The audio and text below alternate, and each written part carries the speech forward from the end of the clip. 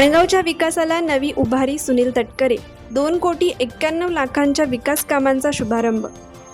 माणगाव शहराच्या विकासाच्या वाटचालीत आशेचा आणि विश्वासाचा नवा किरण उजळला असून सुमारे 2,91,00,000 रुपयांच्या 29 विविध विकास कामांचा शुभारंभ खासदार सुनील तटकरे यांच्या हस्ते उत्साहपूर्ण आणि भावनिक वातावरणात पार पडला. हा सोहळा केवळ कामांचा प्रारंभ नव्हता, तर माणगावच्या उज्ज्वल भविष्याचा पाया रचणारा आणि सर्वसामान्य नागरिकांच्या अपेक्षांना नवी दिशा देणारा ठरला. कार्यक्रमस्थळी नागरिकांची मोठी गर्दी उसळली होती. प्रत्येकाच्या चेहऱ्यावर विकासाची आशा तर डोळ्यात उद्याच्या प्रगतीची स्वप्ने दिसत होती.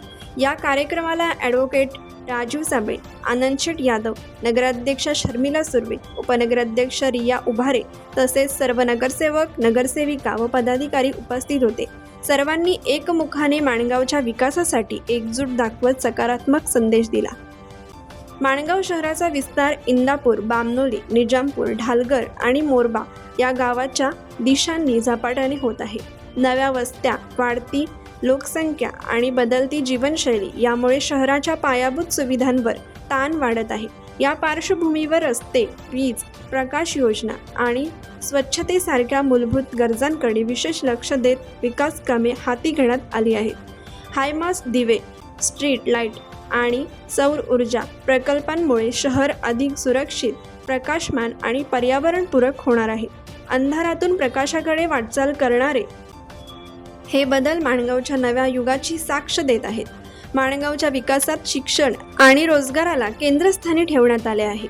CBSE शाळा, नर्सिंग व फिजिओथेरपी महाविद्यालयांमुळे ग्रामीण भागातील विद्यार्थ्यांना गुणवत्तापूर्ण शिक्षणाची संधी मिळत आहे.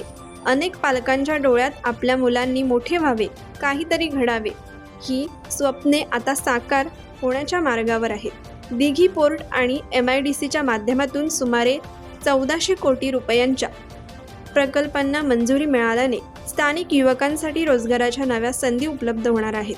घराजवळच रोजगार मिळावा ही अनेक वर्षांची अपेक्षा आता पूर्णत्वाकडे वाटचाल करत आहे.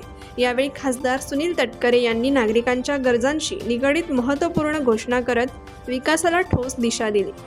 वाकडाई मंदिर रस्ता 70 लाख रुपये मंजूर, उर्वरित 30 लाख रुपये याच वर्षात उपलब्ध करून देण्याचे आश्वासन. भव्य शिवसृष्टी प्रकल्प. माणगावच्या सांस्कृतिक ओळखीला अधोरेखित करणारी शिवसृष्टी उभारण्यासाठी निधी मंजूर. लवकरात लवकर जागा निश्चित करून काम सुरू करण्याचे आवाहन केले. माणगाव बायपास मार्ग.